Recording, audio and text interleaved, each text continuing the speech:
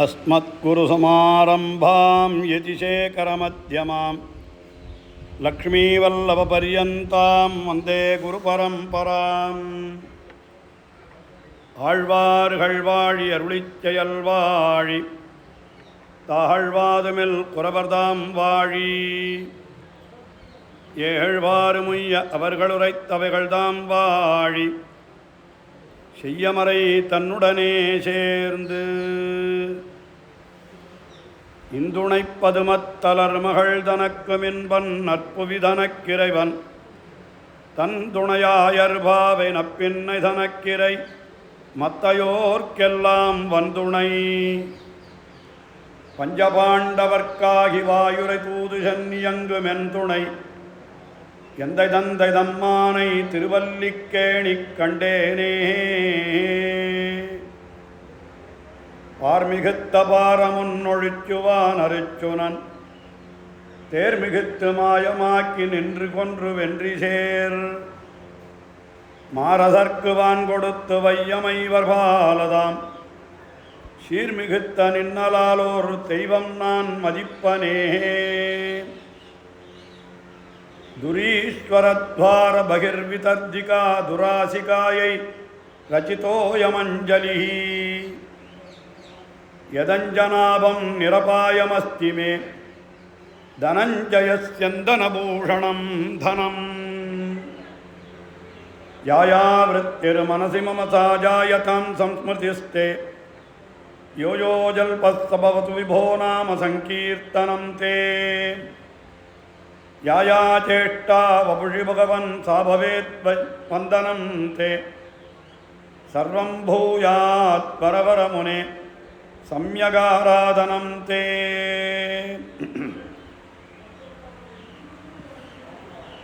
ஸ்ரீயப்பதியான சர்வேசனுடைய அருளாலே இங்கே காஞ்சிபுரத்திலே வையங்கண்ட வைகாசி திருநாள் என்று சொல்லப்படுகின்ற ஜெகத் பிரசித்தமான உற்சவம் பிரம்மோற்சவம் என்று சொன்னால் லோகத்தில் இதுதான் பிரம்மோற்சவம். இந்த பிரம்மோற்சவம் என்கிற சப்தத்திற்கே ஒரு ரெண்டு விதமான அர்த்தம் உண்டு. பிரம்மம் என்று சொன்னாலே பிரம்ம அப்படின்னு சொன்னாலே ரொம்ப பிருகத்வ குணயோகேனை பிரம்மசப்தா என்று சொல்லப்பட்டபடி எதெல்லாம் பெரிதில் பெரியதோ எல்லாவற்றை காட்டிலும் எது பெரியதோ அதைத்தான் பிரம்மசப்தத்தாலே சொல்லுவதுண்டு. பிரம்மாண்டம் என்று சொல்கிறார். அப்படின்னா நான் மிகப்பெரிய அண்டம் என்கிற கருத்திலே அந்த மாதிரி சொல்கிறேன். அந்த மாதிரி பிரம்மோற்சவம் என்று சொன்னால் ரொம்ப பெரிய உற்சவம் என்று ஒரு பொருள். அது இன்னொரு பொருள் பிரம்மாவே வந்து நடத்தி வைத்த உற்சவம், அதனாலும் அதற்கு பிரம்மோற்சவம் என்று பெயர் ஏற்பட்டது என்று சொல்கிறார். அது மற்ற திவிதேசங்களை காட்டிலும் பிரம்மாவே வந்து நடத்துகிற உற்சவம் என்று இந்த திவிதேசத்தில் சொல்கிறதுக்கு உபபத்தி மிக பொருத்தம் என்பதற்கு என்ன காரணம் சொல்லலாம் என்னால், இந்த பெருமாளே பிரம்மாவனுடைய யஜ்ஞத்திலே அவதரித்தவர்.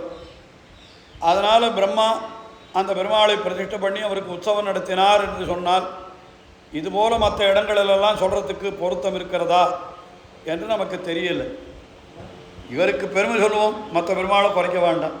அவளுக்கு இருக்கிற பெருமை எல்லா திவிதேசத்துலேயும் ஒவ்வொரு திவிதேசத்திற்கும் ஒரு பெருமை இருக்கிறது. அது அந்தந்த திவிதேசத்திற்கு உண்டான பெருமை.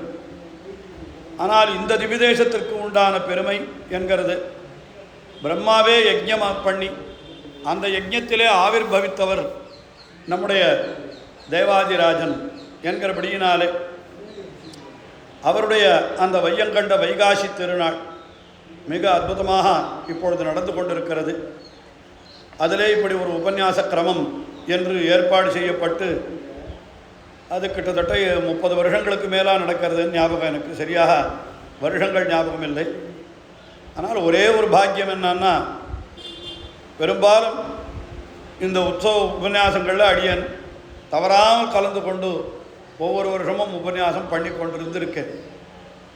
சமீபத்தில் ஒரு 2-3 வருஷமாக நடக்கலேன்னு தெரியும், அடியேன் கலந்து கொள்ளலேன்றது தெரியும் எல்லாருக்கும்.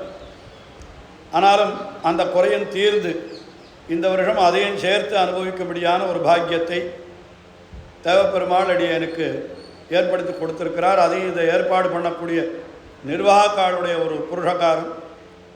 அதிலேயும் அடியனுக்கு பரம ஆப்தராக இருக்கக்கூடிய ஸ்ரீ சுதர்சனாச்சார் சுவாமி, அவர் நமக்கு இந்த வாட்டி அவசியம் தேவையிடம் உபன்யாசம் பண்ணணும்னு அவர் நியமித்தார். அது தேவப்பெருமாளுடைய நியமனமாகவே கொண்டு அடியேன் இங்கே இன்றைய தினம் உபன்யசிக்க தலைப்படுகிறேன். இதில் என்ன தலைப்பு என்றால் என்னஞ்சமேயான் என்கிறது இன்றைக்கு அடியேனுடைய உபன்யாச சீர்ஷகமாக இப்படி அமைந்திருக்கிறது. இதற்கு என்ன காரணம் என்னால் இன்றைய தினம் கார்த்தால தேவப்பெருமாளுடைய கோஷ்டியில் அந்த பாசுரம் அனுசந்தானம் ஆயிருக்கு. இது பூதத்தாழ்வாரோடு செய்த 2ஆம் திருவந்தாதியிலே இருக்கக்கூடிய ஒரு பாசுரம். இது என்னஞ்சமேயான் என் சென்னியான் தானவனை வன்னஞ்சங்கீண்ட மணிவண்ணன் முன்னம் சேய் ஊழியான் ஊழிபயர்த்தான் உலகேத்து மாழியான் அத்தியூரான் என்று இந்த தேவப்பெருமாளை பற்றி பூதத்தாழ்வாரோடு செய்த பாசுரத்தில் அவர் அந்த தேவப்பெருமாளை என்னஞ்சமேயான் என்று கொண்டாடியிருக்கிறார். அந்த பாசுரத்தினுடைய அனுசந்தானம் இன்றைக்கு கார்த்தால தான் ஆகியிருக்கிறது கோஷ்டியில். அதாவது நேற்றைய தினம் கார்த்தால முதல் திருவந்தாதி, இன்றைக்கி கார்த்தால 2ஆம் திருவந்தாதி.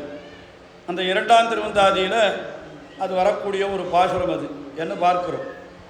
அதனால் அதுவே பொருத்தமாக இன்றைய தினம் அமைந்திருக்கிறது. ஆனால் இதனுடைய அர்த்தங்களை நாம் இன்னும் கொஞ்சம் விஸ்தரித்து பார்த்தோமானால் இன்னும் நாளைய தினம் அனுசரிக்க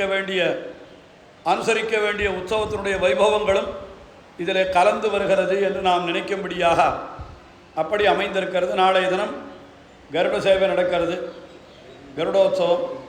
அதையும் தவிர நம்மாழ்வாருடைய சாத்துமறை, இது ரெண்டும் சேர்ந்து வருது. பெரும்பாலும் எல்லா வருஷத்துலேயும் அப்படித்தான் வரும். நம்மாழ்வாருடைய சாத்துமறை என்கிறது கருடோத்சவம் அன்றைக்குத்தான் வரும். ஆனால் சில நாள் மாறி வரும், அது ஒன்றும் பண்ண முடியாது. சில நாள் 2ஆம் உற்சவம் வரும், ரொம்ப இதுவாக சில வருஷம் 4ஆம் உற்சவம் வரும் நம்மாழ்வார் சாத்துமறை. சில வருடம் 8 வருஷத்துக்கு ஒரு தரமோ என்னமோ பிரம்மோத்சவத்திலேயே வராது, தனியாகவே போடும் நம்மாழ்வார் உற்சவம். ஆனால் இந்த வருடம் சரியாக அது கருடோத்சவத்தன்னைக்கே நம்மாழ்வார் சாத்துமறையாக அமைந்திருக்கிறது ஒரு விசேஷம். அதையும் சேர்த்து சில விஷயங்களை அனுபவிக்க வேணும் என்று தான் அடியேன் பாரித்திருக்கிறேன். அதில் முதல்ல ஆழ்வார்களை பற்றி நாம் சொல்லுகிற பொழுது, ஆழ்வார்கள் என்பவர் யார் என்று நாம் கேட்டால் அவளுக்கு ஆழ்வார்கள் என்று பெயர். அதை யார் இட்டார்கள்? முதல்ல ஆழ்வார் என்கிற சப்தத்தாலே அவர்களை யார் வழங்கினார்கள் என்று பார்த்தால் நம்முடைய பூர்வாச்சாரிய கிரந்தங்களில் கிடைக்கிறது. முக்கியமாக நம்முடைய 4000 திவ்ய பிரபந்தத்திற்கு முதலிலே அருளி செய்யப்பட்ட வியாக்கியானம் என்னால் அது திருக்குறுகை பிரான் பிள்ளான் அருளி செய்த 6000 படி என்கிற வியாக்கியானம். அது எம்பெருமானாருடைய நியமனத்தாலே எம்பெருமானுடைய ஞானபுத்திரராகவே கொள்ளப்பட்ட திருக்குறுகை பிரான் பிள்ளான் அவர்தான் அருளி செய்தார். அது தெள்ளாரும் ஞான திருக்குறுகை பிரான் பிள்ளான் எதிராசர் பேரருளால் உள்ளாரும் அன்புடனே மாறன் மறைப்பொருளை அன்னுரைத்தது இன்பமிகு 6000 என்று அந்த 6000 கொண்டாடுகிறார் மணவாள மாமுனிகள். அந்த திரு 6000 படி வியாக்கியானத்தில் ஆழ்வார் என்கிற சப்தம் முதல்ல. ஏன்னா மணிப்பிரவாளத்தில் ஏற்பட்ட முதல் கிரந்தமே அதுதான். அதுக்கு முன்னால் மணிப்பிரவாளத்தில் கிரந்தமே கிடையாது. அதாவது தமிழும் சம்ஸ்கிருதமும் கலந்த நடை. அதுக்கு முன்னால் வேறு கிரந்தங்களில் அந்த வேறு கிரந்தமே கிடையாது. மீதி எல்லாம் அதுக்கு முன்னால் ஏற்பட்ட கிரந்தங்கள் மொத்தம் சம்ஸ்கிருதத்தில் ஏற்பட்ட கிரந்தங்கள் தான். இப்போ இதுக்கு முன்னாலே என்ன சொன்னால் வேதாந்தங்கள் அதெல்லாம் இருக்கட்டும் ஒரு பக்கம், அதனுடைய வியாக்கியானங்கள். ஆனால் சம்பிரதாயத்தில் ஏற்பட்ட கிரந்தங்கள் என்னால் நாதமுனிகளுடைய செய்த கிரந்தம் சொல்லலாம். ஆழ்வார்கள் காலத்திற்கு பிறகு ஆச்சாரியர்களிலே முதலிலே கிரந்தம் அருளி செய்தவர் நாதமுனிகள். அவரெல்லாம் சம்ஸ்கிருதத்தில் தான் அருளி செய்தார். அதிலேயே சிலது கிடைச்சது, சிலது கிடைக்கவே இல்லை. அதனால் நாதமுனிகளுடைய சிலது இல்லை. நாதமுனிகள் அருளி செய்த கிரந்தம் முழுக்கவே எதுவும் கிடைக்கல நமக்கு. நாதமுனிகள் என்கிறவர் இன்னைக்கு சரியாக ஒரு 1000 வருஷத்துக்கு முன்னால் எழுந்தோடு, 1200 வருஷத்துக்கு முன்னால் எழுந்தோடு இருந்தவர். அவர் அருளி செய்த கிரந்தம் லுப்தமாகி போயிடுது. என்ன காரணம்னா அதெல்லாம் நாம் சரியாக பரிசீலனை பண்ணல, அவ்வளோதான். அதை சேகரித்து வைக்கல. நாதமுனிகளுடைய கிரந்தம், நாதமுனிகளுக்கு அடுத்தபடியாக ஆளவந்தார், அவரும் சம்ஸ்கிருதத்தில் தான் அருளி செய்தார். ஆளவந்தாருக்கு பிறகு எம்பெருமானார், அவரும் சம்ஸ்கிருதத்தில் தான் அருளி செய்தார் கிரந்தங்களை எல்லாம். ஆனால் எம்பெருமானாருடைய நியமனமடியாக முதல்ல மணிப்பிரவாளனிடையிலே ஒரு கிரந்தம் என்ன அருளி செய்தார் என்னால் அது திருக்குறுகை பிரான் பிள்ளான், அவர் தான் அருளி செய்தார். அதில் தான் இந்த ஆழ்வார் என்கிற சப்தத்தை நாம் பார்க்கிறோம். ஆழ்வார் என்கிற சப்தம் ஆழ்வார்களுடைய அருளி செயலில் உண்டான்னு ஒரு கேள்வி கேட்டார். அறுபத்தர் கேட்டார், ஆழ்வார்னு சொல்கிறீரே, இந்த சப்தம் ஆழ்வாருடைய திவ்ய பிரபந்தங்களில் இருக்கிறதா அப்படின்னு கேட்டார். இருக்கு, ஆனால் இல்லை, அப்படி தான் சொல்லணும். என்ன காரணம்னா ஆழ்வார்ங்கிற சப்தம் இருக்கிறது, ஆனால் அது பகவத் குணங்களிலே ஈடுபட்டவர்களை சொல்கிற சப்தமாக இல்லை.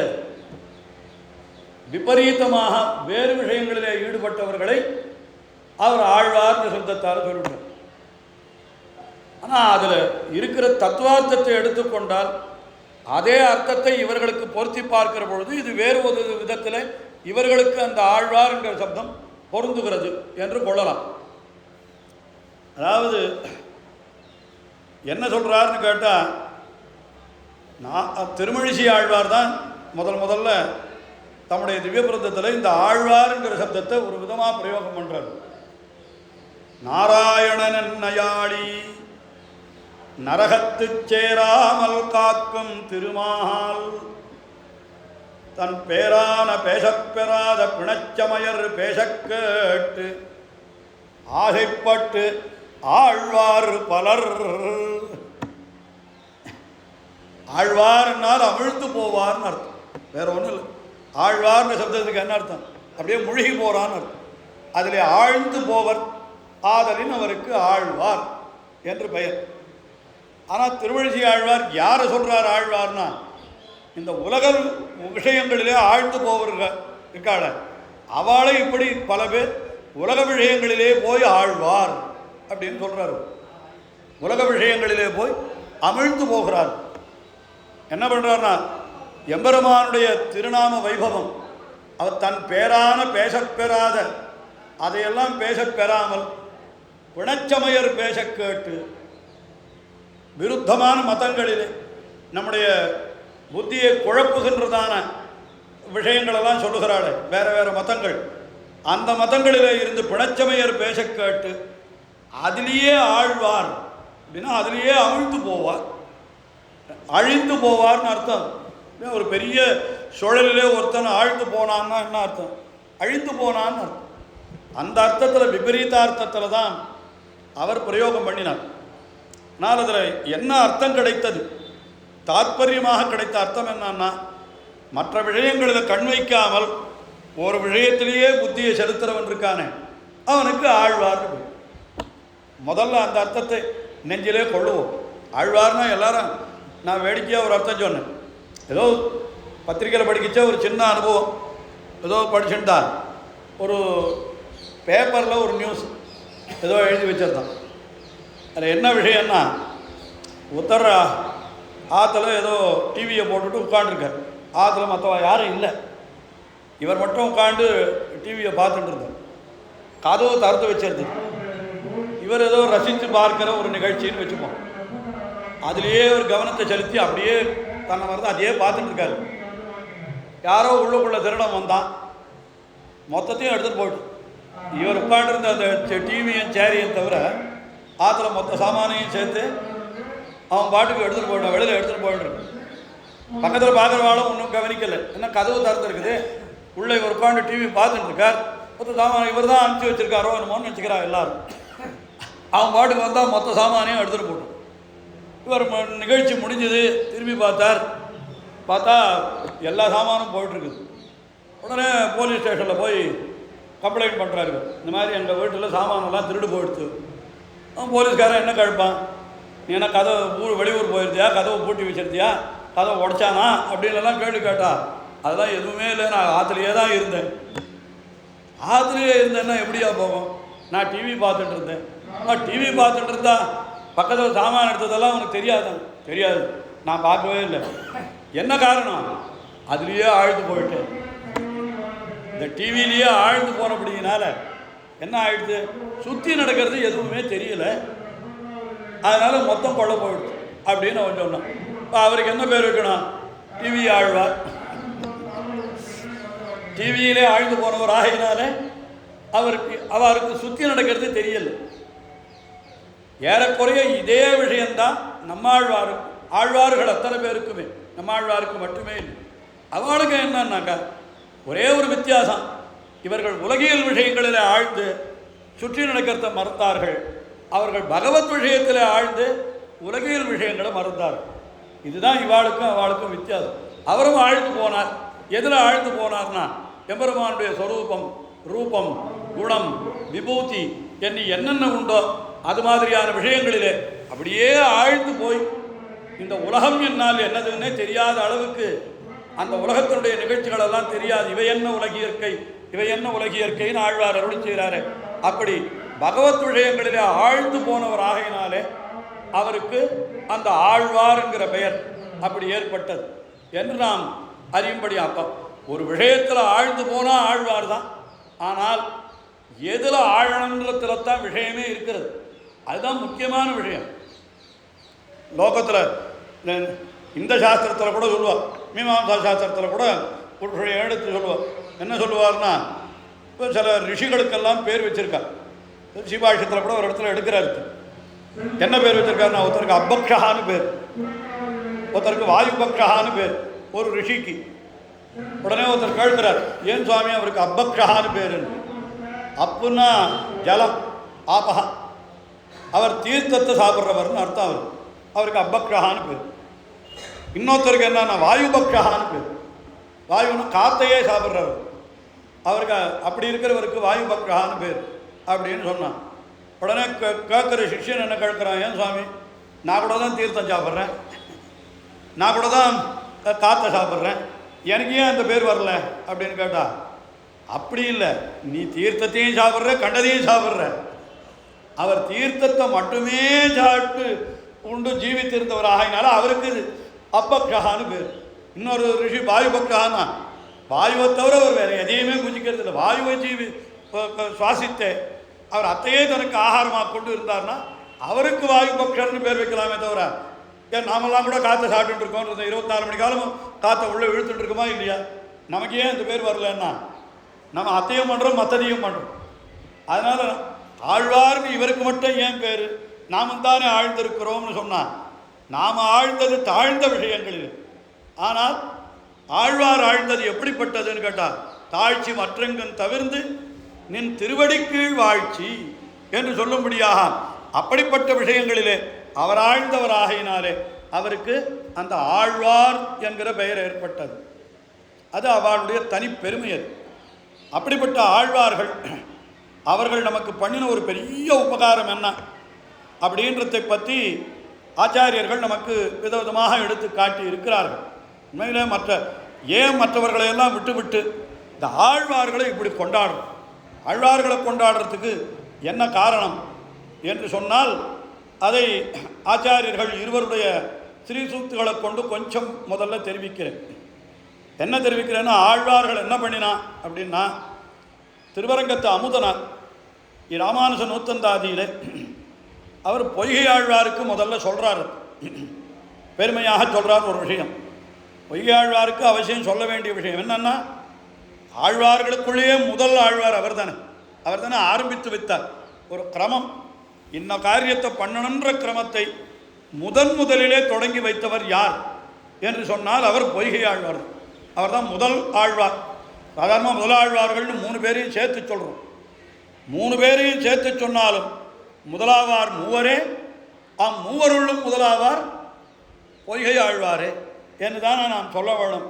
அப்படிப்பட்ட பொய்கை ஆழ்வார் அவர் பண்ணின பேருபகாரத்தை தெரிவிக்கிற பொழுது திருவரங்கத்து அமுதனார் எப்படி தெரிவித்தார் என்னால், வருத்தம் புறவிருள் மாத்த எம் பொய்கைப்பிரான் மறையின் குருத்தின் பொருளையும் செந்தமிழ் தன்னையும் கூட்டி ஒன்னத்திரித்து அன்றெரித்த திருவிளக்கைத்தன் திருவுள்ளத்தே இருத்தும் பரமன் இராமானுஜனும் இறையவனே. வருத்தம் புறையிருள் மாற்ற நம்முடைய அகவிருள் இருக்கிறது. உண்மையா அவர் புறையிருளை மாற்றுவதற்காகத்தான் விளக்கேற்றினார். பொய்கையாழ்வார் ஏற்றின விளக்கு என்றது, அதாவது சரித்திரம் எல்லாருக்கும் தெரியுமே. 3 பேரும் முதலாழ்வார்கள் 3 திருக்கோவலூருக்கு சென்றார்கள். ஒரே காத்த மழையும் இருட்டுமாக இருந்தது. எல்லாரும் மர்கண்டு மகர்ஷியினுடைய ஆசிரமத்தில் ஒதுங்கினார்கள். அங்கே இடம் ரொம்ப குறுகலாக இருந்தது. உடனே 4வதாக யாரோ வந்து நெருக்கிற மாதிரி இருந்தது. யார் நெருக்கிறான்னு பார்க்கறதுக்காக விளக்கேற்றி பார்க்க வேண்டியது. ஏன்னா அவ்வளவு இருட்டு, மழை, காத்தும் மழையுமாக இருந்து இருட்டுமாக இருந்தபடினாலே இன்னும் யார் அங்கே வந்திருக்கிறார்னு தெரியல. அதனால தான் பொய்கை ஆழ்வார் முதல்ல விளக்கேற்றினார்னு பார்க்கிறோம். அதனால் பொய்கை ஆழ்வார் நியாயமாக அவர் ஏற்றின விளக்குன்னா அது புறையிருள் மாற்ற ஏற்றின விளக்கு. அது புறையிருள் என்னால் வெளியில் இருக்கிற இருட்டு, அதுக்காகத்தான் விளக்கேற்றினார். ஆனால் அது எம்பெருமான் அவருக்கு மயர்வர மதிலும் அருளினபடியினாலே அவர் புறையிருள் மாற்ற ஏற்றிய விளக்கு நம்முடைய அகவிருளையும் நீக்குவதற்கு தகுதி உடைய அதை சக்தி உடையதாக ஆகிவிட்டது. அது வேறு விஷயம். நான் பாசுரத்தில் வருத்தம் புறையிருள் மாற்ற எம்பொய்கை பிரான் ரொம்ப கொண்டாடி சொல்கிறார் திருவரங்க தமுதனார். எம்பொய்கை பிரான், எங்கள் பொய்கை ஆழ்வார். அதான் நீங்களாம் சொல்லிக்கலாம், எங்கள் பொய்கை ஆழ்வார். என்ன காரணம்? இந்த பிராந்தத்தில் தானே அவதரித்தார். பொய்கை ஆழ்வார் எங்கே அவதரித்தார்னு கேட்டால் எங்கள் பொய்கை ஆழ்வார் காஞ்சிபுரம்னு சொல்லிக்கலாம். ஆனால் எல்லாருமே கொண்டாடி சொல்லணுன்ற ஸ்ரீ வைஷ்ணவ சமுதாயம் மொத்த பேரும் கொண்டாட வேண்டியவர் ஆறு? பொய்கை ஆழ்வார் தான். என்ன எம் பொய்கை பிரான் என்ன பண்ணினார் அவர் அப்படின்னு கேட்டால் அதைத்தான் முக்கியமாக சொல்கிறார் இந்த பாசுரத்தில். மறையின் குருத்தின் பொருளையும் செந்தமிழ் தன்னையும் கூட்டி ஒன்னத்திரித்து எரித்த திருவிளக்கு. பொய்கை ஆழ்வார் ஒரு விளக்கு ஏற்றினார். அது விளக்கு எல்லாருக்கும் தெரியும். அவர் என்ன ஏற்றினார்? வையந்தகளியா வார்கடலே நெய்யாக அவர் விளக்கேற்றினார். ஆனால் அந்த விளக்கேற்றின பிரபந்தத்தில் அவர் அருளி செய்த தத்துவார்த்தங்கள் எல்லாம் எப்படிப்பட்ட தத்துவார்த்தங்கள் என்னால் ஏதோ அவர் தனக்கு தோன்றின விஷயங்களை அந்த பாசுரத்தில் அருளி செய்து விட்டாரா என்னால் அப்படி இல்லை. பின்ன என்ன பண்ணினார்னா மறையின் குருத்தின் பொருளையும் செந்தமிழ் தன்னையும் கூட்டி. மறை என்னால் வேதம், அதனுடைய குருத்துன்னா வேதத்தினுடைய அந்தம். ஒரு மரத்தினுடைய முடிவில் இருக்கிறது எதுனா குருத்துன்னு சொல்லுவார். அப்போ மறையின் குருத்துன்னா வேதாந்தம். வேதாந்தம் என்னால் உபனிஷத்துக்கள். அந்த உபனிஷத்துக்களுடைய பொருளையும் செந்தமிழ் தன்னையும் கூட்டின்னு அதை தமிழில் கூட்டினான். அதுதான் பொய்கையாழ்வார் பண்ணின முதல்ல அவர் தான் அந்த காரியத்தை பண்ணினார். இப்போ ஆழ்வார்களுக்கு முன்னால் கூட நிறைய கவிகள் இருந்திருக்கா. தமிழில் எத்தனையோ கவிகளெல்லாம் ஏற்றி இருக்கிறார்கள். ஆழ்வாருக்கு பெண்ணையும் எத்தனையோ கவிகள் இருந்திருக்க, அது வேறு விஷயம். ஆனால் இத்தனை பேருடைய கவிகளுக்கு இல்லாத ஒரு பெருமை, அவளுடைய கிரந்தங்களுக்கு இல்லாத பெருமை ஆழ்வார்களுக்கு மட்டும் ஏற்பட்டதற்கு என்ன காரணம் என்று சொன்னால் அது வேதத்தை அனுசரித்தது. அதுதான் வேதத்தினுடைய வேதத்தை பின்பற்றி பொய்கை ஆழ்வார் அருளி செய்ததாகினால. இதுக்கு முன்னால் சொன்னால் இப்போ தமிழில் சில பேர் சொல்கிறான், இந்த பரிபாடல்னு ஒரு கிரந்தம் இருக்கிறது. அதாவது 14 கணக்கு நூல்கள்னு சொல்லுவாள். 14 கணக்கு நூல்கள் தமிழில், இதெல்லாம் சங்க காலத்து நூல்கள்னு சொல்கிறான். அந்த பரிபாடல் என்கிறது அது நன்ன பகவானுடைய பெருமையை நிறைய சொல்கிறது. பரிபாடல்ன்றது பெரிய வாக்கியங்களாக இருக்கும். அதாவது ஒரு பாட்டுன்னு சொல்லுவாள். ஒரு பாட்டுன்றது ஒரு 60-70 வரி இருக்கும். அது ஒரு மாதிரி அந்த இப்போ சீரிய திருமணம் சொல்கிறோம், அது ஆசிரிய விருத்தம் ஒரே பாட்டு தான் அது. ஆனால் எத்தனை வரி இருக்குது அது? அந்த மாதிரி அது பரிபாடல்லையும் நிறைய வரிகள் இருக்கும். அந்த மாதிரி கிட்டத்தட்ட ஒரு 5-6 பரிபாடல் நமக்கு கிடைச்சிருக்கிறதே ஏதோ 10 என்னமோ தான் கிடச்சிருக்கு, அவ்வளோதான் கிடச்சிருக்கு நமக்கு. பரிபாடல் நிறைய இருந்திருக்கணும், 10 பரிபாடல் கிடச்சிருக்கு. அதில் 5 பரிபாடல் திருமால் பரிபாடல். முழுக்க திருமாலுடைய பெருமையை தெரிவிப்பதாக அமைந்திருக்கிற ஒரு பரிபாடல். ஆனால் என்ன குறை அந்த பரிபாடலுக்குன்னா, இத்தனைக்கும் அது வேத வேதாந்தங்களில் இருக்கிற அர்த்தங்களை எல்லாம் கூட அனுசரித்து சொல்வது போல தான் அமைந்திருக்கிறது. என்ன குறைனா, அது பரிபாடலை பாடின அந்த புலவர்கள் இருக்காள் இல்லையோ, அவள் என்ன பண்ணுறான்னா ஒரு ராஜாவையும் பாடுறான், இதர தேவதையும் பாடுறான். அதனால் அவர்களுக்கு இந்த பெருமை ஏற்படலை. ஆனால் அப்படி என்றிக்கே பகவான் திருமன் நாராயணன் ஒருவனையே பரம்பொருளாக கொண்டு அவனை தவிர வேறு யாரையும் பாடுவதில்லை. அந்த அவனாலே வெளிப்படுத்தப்பட்ட சாஸ்திரங்களில் இருக்கிற தத்துவார்த்தங்களை தவிர வேறு எதையும் சொல்லுவதில்லை என்று வைத்து அதையே முக்கியமாக கொண்டு பாசுரங்களாக பாடினவர்கள் யாரென்னால் ஆழ்வார்கள் தான். அதனால தான் அதை திருவரங்கத்து அமுதனார் காட்டுகின்ற பொழுது, இப்போ மறையின் குருத்தின் பொருள் என்னால் மறை அது சம்ஸ்கிருதத்தில் இருக்குது. அது சம்ஸ்கிருதத்தில் இருந்தால் மறையின் குருத்து வேதாந்தமும் சம்ஸ்கிருதத்தில் தான் இருக்கணும். உபனிஷத்து சரி, உபனிஷத்துக்கு விவரணமாக எத்தனையோ பேர் என்னென்னமோ கிரந்தங்களை பண்ணியிருக்கா.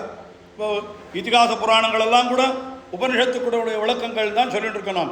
இதிகாச புராணாபியாம் வேதம் சமப பிரம்மஹே என்னெல்லாம் சொல்லப்பட்ட பிரமாணங்களின்படி எல்லா இதிகாசங்கள், புராணங்கள், தர்மசாஸ்திரங்கள், ஆகமங்கள் எல்லாமே இந்த வேத வேதாந்தங்களுடைய விவரணங்கள் தான். அதில் ஒன்றும் சந்தேகமே இல்லை.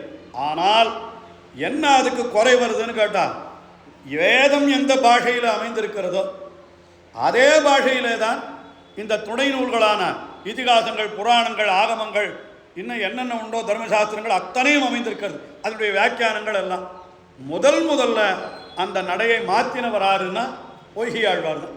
அவர் என்ன பண்ணினார்னா, மறையின் குருத்தின் பொருளை செந்தமிழ் தன்னிலே பூட்டி, அதை தமிழிலே கூட்டினார். அது அப்படியே கூட்டி குழைத்து சொல்கிற பொழுதே அழகாக அர்த்தம் பண்ணுவார். பெரியவாள் என்ன சொல்லுவானா, மறையின் பொருளை தமிழிலே கூட்டினார்னா என்ன அர்த்தம்னா, கசப்பான மருந்தை தேனில் குழைக்கிற மாதிரின்னு அர்த்தம் இல்லையா. குருத்துன்னா எப்படி இருக்கும், மறையின் குருத்து ஒரு செடியினுடைய குருத்துனாலே கொஞ்சம் கசப்பாக தான் இருக்கும். அதை அப்படியே சாப்பிட முடியாது. அப்போ என்ன பண்ணணும்னா, அதை என்ன பண்ணணும்னா இனிமையான வஸ்துவில் போட்டு குழைச்சி கொடுத்தா தான் சாப்பிட முடியும். அதனால தான் இந்த ஆயுர்வேதத்தில் எந்த மருந்தை கொடுத்தாலும் தேனில் குழைச்சி சாப்பிடுன்னு சொல்லுவோம். சாதாரணமாக இப்போ மருந்து சாப்பிடுன்னா நம்ம இந்த காலத்தில் அப்படி தான், மருந்து சாப்பிடுன்னா குழந்தைகள் மாட்டேன்றது, மருந்தே சாப்பிட மாட்டேன்றது. இதே பழைய காலத்து ஆயுர்வேதத்தில் தேனில் குழைச்சி கொடுத்தா இன்னொரு தடவை கொடுன்னு குழக்க குழந்தை. ஏன்னா அது இனிமையாக இருக்கிறபடினால எனக்கு இன்னும் கொஞ்சம் கொடு, மருந்தையே ஆகாரமாக கொள்கிற அளவுக்கு இன்னும் கொடுன்னு கேட்குது.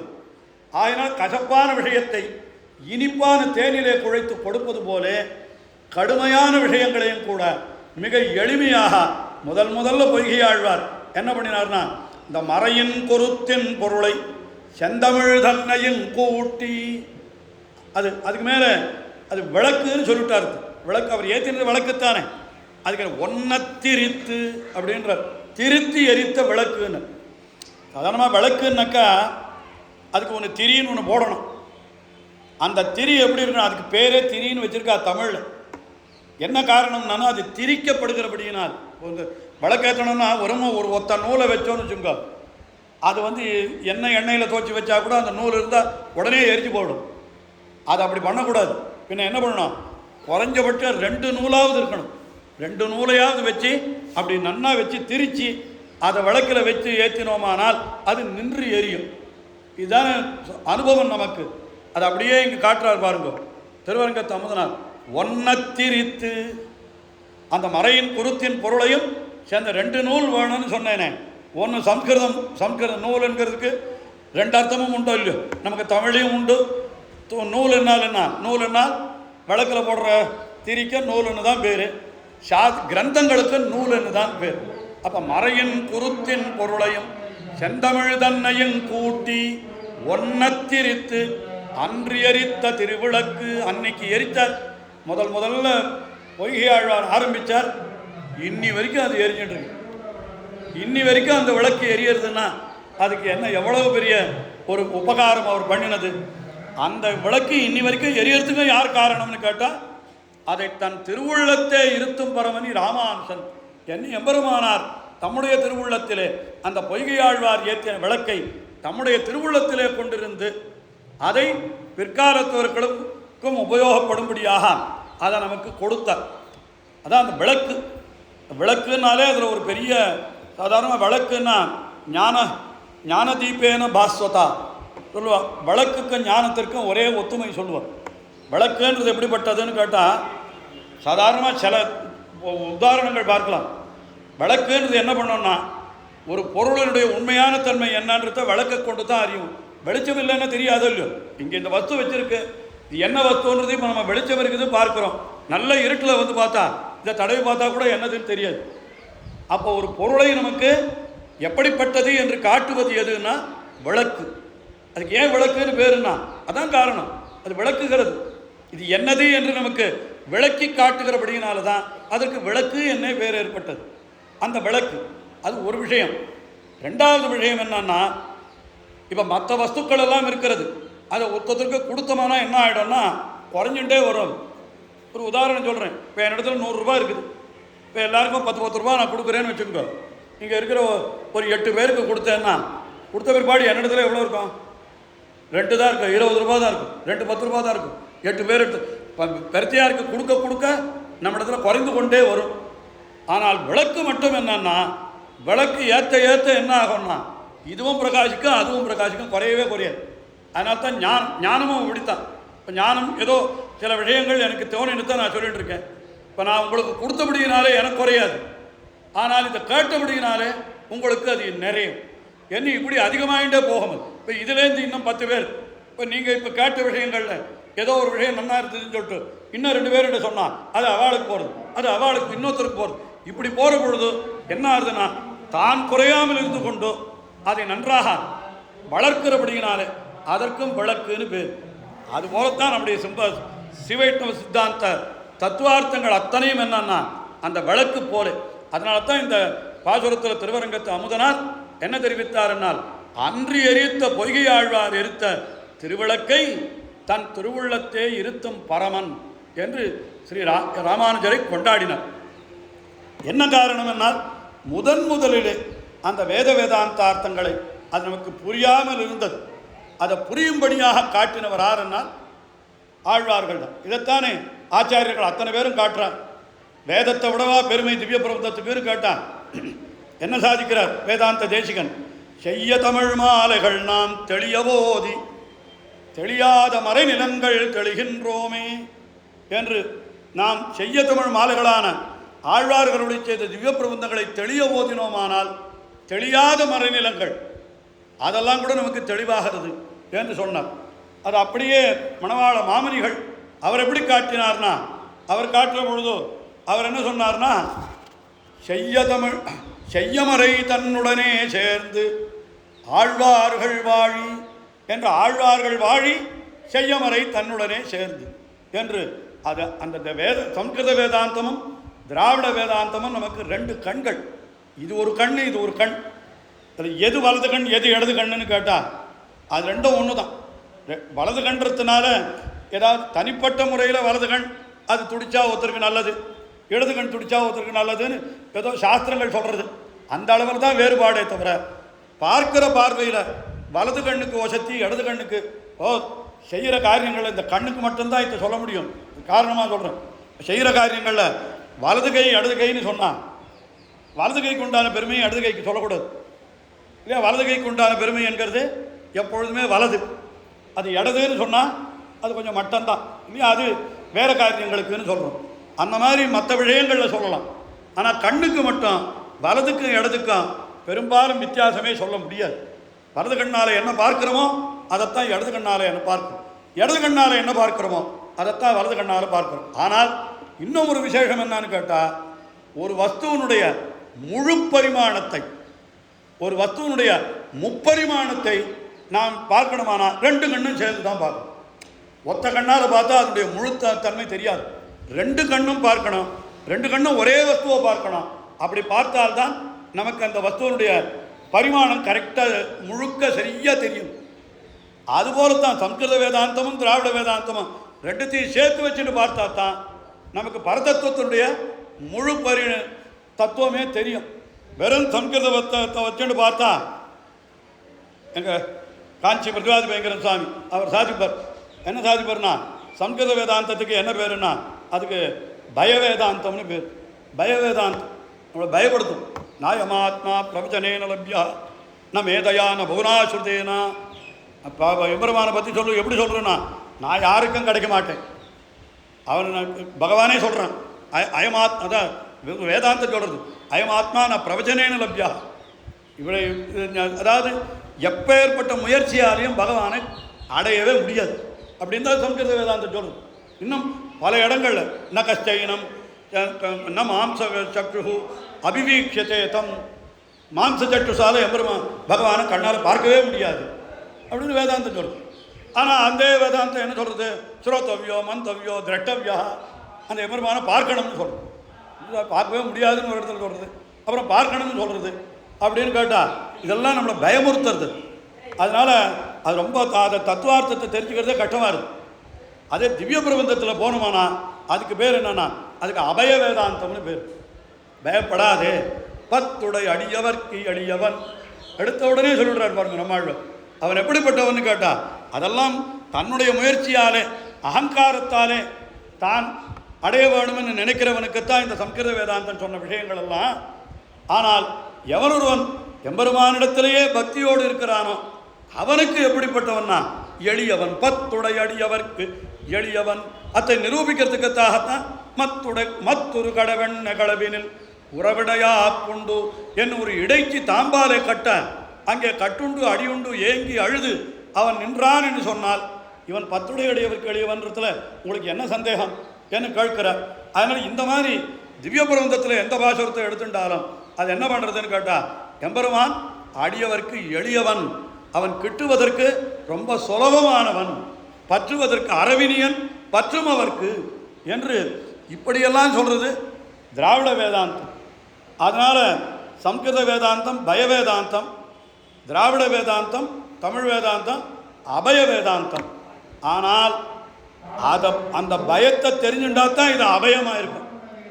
அது பயத்தை தெரிஞ்சுக்கலன்னு வச்சுக்கோ, இது அபய. நோய் என்னான்னு தெரிஞ்சுட்டா தான் மருந்து கொடுக்க முடியும்.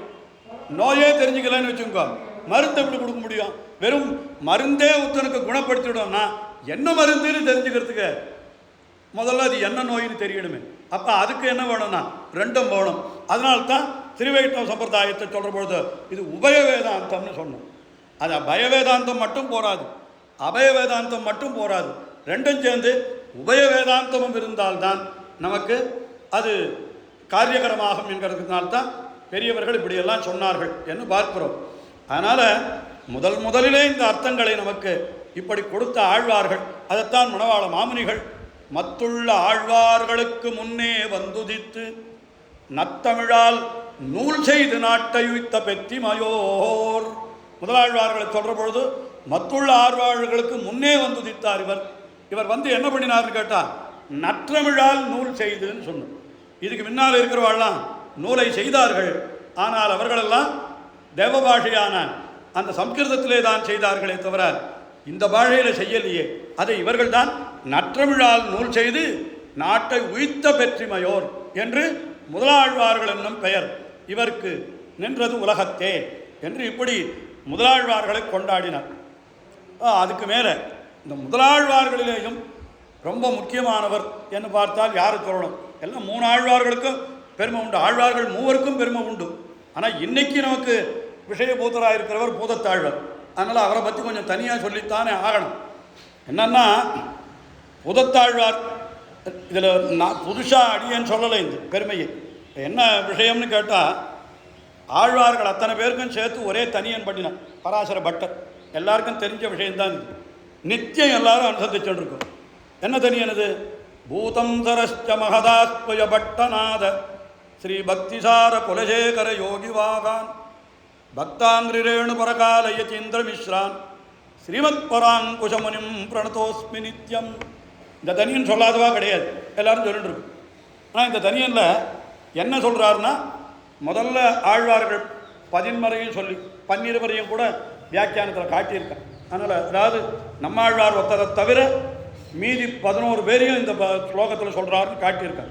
ஸ்பஷ்டமாக 10 பேர் தான் கிடைக்கும், சாப்தமாக 9 பேர் தான் கிடைக்கும், ஆர்த்தமாக 2 பேரையும் எடுத்துன்னு விட்டான். ஆண்டாளையும் முதற்கவி ஆழ்வாரையும் அதிலேயே எடுத்துன்னு விட்டான். 10 பேர் இது. கடைசியில் நம்மாழ்வாரை சொல்லி அந்த நம்மாழ்வாருக்கு திருவடியாக இருக்கிறார் என்கிறபடினாலே அவர் உடையவரையும் சேர்த்து சொல்லியிருக்கு இந்த தனியில். இப்படி சொல்கிற பொழுது வரிசையாக ஆழ்வாரை சொல்லணுமா வேண்டாமா? முதல்ல எந்த ஆழ்வாரை சொல்லணும்? பொய்கை ஆழ்வார் தான் சொல்லணும். சொல்லலை. பின்ன என்ன சொன்னார்? பூதம்னு ஆரம்பிச்சுட்டார். பூதம், அதுக்கப்புறம் சரஸ்ச. சரஸ்ன்னா பொய்கை ஆழ்வார். சரஸ்ன்றது சம்ஸ்கிருதத்தில் பொய்கை. அதுக்கப்புறம் மகதா கோயர். மகதா கோயர்னா பெரிய ஆழ்வார், பேயாழ்வார். அது அப்புறம் சொல்கிறேன். அது சொல்ல இன்றைக்கி சொல்ல முடியாது, அவகாசம் இல்லை, இதுக்கே அவகாசம். மகதா கோயர்னா பேயாழ்வார். அப்புறம் ஸ்ரீபட்டநாதன். அந்த பட்டநாதன்றது பெரியாழ்வாரை சொல்கிறது. அப்போ ஸ்ரீன்னு இருக்கிறதுனால ஆண்டாளையும் சேர்த்துக்கொள்ளலான்னு வியாக்கியானத்தில் சொல்கிறாங்க. பட்டநாத என்ன இது இந்த மாதிரி. அதே மாதிரி ஸ்ரீமத் பராங்குசமுனிம்னு வருதுங்க. அப்போ பராங்குசமுனிம்னு சொன்னால் அது நம்ம ஆழ்வார். அந்த இடத்துல ஸ்ரீமத் பராங்குசமுனிம்னு சொன்னால் ஸ்ரீமத் சப்தத்தாலே முதல்கவி ஆழ்வாரை சேர்த்துக்கொள்ள வேண்டியது அப்படின்னு வியாக்கியானத்தில் காட்டுறா. இதெல்லாம் இருக்கட்டும். இந்த தனியில் முதல்ல பூதத்தாழ்வார் தான் சொல்கிறார். ஏன் பொய்கை ஆழ்வாரில் ஆரம்பிக்கக்கூடாது தனியனை? எல்லாரும் இப்போ நீங்கள் ஆழ்வார்கள் 10 பேர் ஆறுன்னு கேட்டால் பொய்கையார், பூதத்தார், பேயார், புகழ்மழிசெய்யன் என்று இப்படித்தானே ஆரம்பிப்போம். ஏன் பூதம் சரஸ்டான்னு ஆரம்பித்தார்? அது அப்படி தான் இருக்குது தனியன். இன்னொரு ஸ்லோகம் ஒன்று உண்டு. அது என்னன்னாக்கா, நம்ம ஆழ்வாருக்கு மற்ற ஆழ்வார்களெல்லாம் அவயவங்கள் அப்படின்னு காட்டுறான். மற்ற ஆழ்வார்கள் நம்ம ஆழ்வாருக்கு அவயவங்கள், நம்ம ஆழ்வாருக்கு அவயவி என்ன பேர் அப்படின்னு சொல்கிற பொழுது அந்த ஸ்லோகத்திலையும் முதல்ல என்ன பண்ணிட்டான்னா பூதம் சரஹா அப்படின்னு சொல்லிட்டான். இது பூதம் சிரஹா, பூதம் சிரஹான்னு சொல்லும். நம்ம ஆழ்வாருடைய தலையாக இருக்கிறவர் யாருன்னா பூதத்தாழ்வார். பொய்கை ஆழ்வாரும் பேயாழ்வாரும் நம்ம ஆழ்வாருக்கு காதாக இருக்கிறார். பெரியாழ்வார் நம்ம ஆழ்வாருக்கு வாயாக இருக்கிறார் என்று இப்படி பல பல அவயவங்களாக சொல்லி கடைசியில் மதுரகவி ஆழ்வார் அல்லது உடையவர் எம்பெருமான நம்மாழ்வாருக்கு திருவடியாக இருக்கிறார் காட்டுற பொழுதும் கூட இந்த பூதத்தாழ்வாரை நம்மாழ்வாருக்கு சிரஸ்ன்னு சொன்னார். ஆனால் அது பொய்கை ஆழ்வார் சொல்லலை. அது அவள் ஏன் சொல்லலைன்றது நமக்கு தெரியாது. ஆனால் இப்படி தான் இருக்கிறது. ஆனால் இதிலேருந்தே ஒரு விஷயம் என்ன தெரியுதுன்னா, ஏதோ பூதத்தாழ்வாருக்கு கொஞ்சம் முக்கியத்துவம் இருக்கா போல தெரியுது. என்ன முக்கியத்துவம்னா, ஒரு தேகம்னு சொன்னால் அதில் எது பிரதானம்? எண்சான் உடம்புக்கு சிரசு தான் பிரதானம். அப்போ அது பூதத்தாழ்வார் சிரஸ்ன்னு சொல்லிவிட்டா அப்போ ஆழ்வார் கோஷ்டியிலேயே அவர் தான் பிரதானம்னு தெரியுது. அதுக்கு என்ன காரணம் சுவாமி அப்படின்னு கேட்டால், அந்த ஆழ்வார் தான் ஸ்பஷ்டமாக இந்த பெருமாளை மங்களாசாசனம் பண்ணி அடியனுடைய அபிப்பிராயம் என்னன்னா, தேவப்பெருமாள் இப்போ நமக்கு ஸ்ரீவைஷ்ணவ சம்பிரதாயத்தில் கோயில் திருமலை பெருமாள் கோயில் அப்படின்னு விவகாரம் சொல்லிட்டு இருக்கு இல்லையா? கோயில் திருமலை பெருமாள் கோயில் இந்த 3 திவிதேசத்தை வரிசையாக சொல்லிட்டு இருக்கு. இந்த 3 திவிதேசத்தை வரிசையாக சொல்கிறதுக்கு என்ன காரணம் என்று ஆராய்ந்து பார்த்தால், கோயிலுக்கு பெருமை என்ன? ஆழ்வார்கள் 11 மங்களாசாசனம் செய்யப்பட்டது. தொண்டர்புடி ஆழ்வார் உட்பட 10 பேரும் மங்களாசாசனம் பண்ணியிருக்கு. சரி, திருமலைக்கு அடுத்தபடியாக என்ன பெருமைன்னா 9 பேர் மங்களாசாசனம் பண்ணி. தொண்டர்புடி ஆழ்வார் ஒருத்தர் தான் மங்களாசாசனம் பண்ணலை. அதனால் அவருக்கு 9 பாடும் பெருமாள் தான். யார்? திருவேங்கடமுடியார். போனோன்னா ஆண்டாளை சேர்த்துனுட்டா அவருக்கு அந்த 11 பாடும் பெருமாள் என்கிற பெருமை கிடைச்சிடும். 10 பேரில் 10 பேரும் பாடின பெருமை ஸ்ரீரங்கநாதனுக்கு, 10 பேரில் 9 பேர் பாடின பெருமை திருவேங்கடமுடியானுக்கு. அந்த கணக்கில் தேவப்பெருமாள் கிட்டையே வரல. இவரை எத்தனை ஆழ்வார் பாடியிருக்காருன்னு கேட்டால், நேரடியாக ஸ்பஷ்டமாக பாடின பாட்டு பூதத்தாழ்வாருடைய ஒரே ஒரு ஆழ்வாருடைய பாட்டு. 2 பாட்டு பாடியிருக்கார். அத்தியூரான் 2 பாசுரத்துலேயும் அத்தியூரான் சேரிவிக்கிறார். வியாக்கியானத்திலையும் அத்தியூரிலே நின்றருளின நிலை அப்படின்னு வியாக்கியானம் பண்ணுறார். அத்தியூர் என்ன எதுக்கு பேருன்னா இந்த திவிதேசத்துக்கு தான் பேர். இங்கே தான் பெருமாள் அத்திவரதன் எல்லாருக்கும் பிரசித்தமாக தெரியுமே. இந்த திவிதேசத்திற்கு ஹஸ்திகிரி என்று பெயர் இருந்தது. அதுதான் தமிழில் அத்தியூர் என்று ஆயிற்று அப்படின்னு சில பேர் அர்த்தம் சொல்லுவார். இன்னும் சில பேர் என்ன சொல்லுவான்னு கேட்டால், இல்லை இந்த அத்தி மரத்துக்கு இந்த இடத்துல ஒரு பிராதானியம் இருந்தது. ஒரு காலத்தில் அத்தி மரம் தான் என்னுடைய ஸ்தலபட்சமாக இருந்தது. இங்கே சுற்றி நிறைய அத்தி மரங்களெல்லாம் இருந்தது. அதனால் இந்த ஊருக்கே அத்தியூர்னு பேர் இருந்தது அப்படின்னு அது இன்னொரு காரணம். தேவபெருமாளுடைய அந்த மூலவர் திருமேனி இருக்க, அது கூட அத்தி மரத்தால் அந்த திருமேனின்னு சொல்கிறோம். இதில் அத்திவரதர் இருக்கார், அவருடைய திருமேனி கூட அது தாரு ரூபத்தில் இருக்கிறபடினால அந்த தாரு என்கிறது அத்தி மரம். அது உதும்பரம்ன்றது அந்த மரத்துக்கு சம்ஸ்கிருதத்தில் பேர். இந்த உதும்பரன்றது ரொம்ப விசேஷம். அதை பற்றி நிறைய ஆராய்ச்சிகள்லாம் பண்ணி எத்தனையோ கட்டுரைகள்லாம் எழுதியிருக்காங்க. அந்த அத்தி மரத்தினுடைய வைபவத்தை என்னென்னமோ எழுதி வச்சுருக்காங்க. அது தனி. அது வைத்திய சாஸ்திரத்தில் அத்திமரத்துக்கு பெருமை உண்டு, ஜோதிஷ சாஸ்திரத்தில் அத்திமரத்துக்கு பெருமை, விருட்ச சாஸ்திரத்தில் உண்டு. அதெல்லாம் ஒரு பக்கம் இருக்கட்டும். எழுந்தருள் இருக்கிற பெருமாள் அவர் அத்தியூரான் என்று ஸ்பஷ்டமாக திருநாமத்தை சொல்லி மங்களாசாசனம் பண்ணினவர் ஆறுன்னா பூதத்தாழ்வார் ஒருத்தர் தான். அந்த பூதத்தாழ்வார் அதனால். ஆனால் இதுக்கு 11 இந்த 3 திவிதேசங்கள் எதில் இதுக்கு சேர்ந்ததுக்கு என்ன காரணம்னா, எம்பெருமானார் காலத்தில் இது ஆழ்வார்கள் காலத்திலேயே திருமங்கை ஆழ்வாருக்கு நிதி எடுத்து கொடுத்த பெருமாள் தேவப்பெருமாள். அதே சமயத்தில் எம்பெருமானாருக்கு பல வழிகளில் வழிகாட்டினவர் தேவப்பெருமாள். 6 வார்த்தை அருளி செய்தவரும் தேவப்பெருமாள் தான். யஜ்ஞமூர்த்தியை ஜெயிப்பதற்கு வழிகாட்டினவரும் தேவப்பெருமாள் தான்.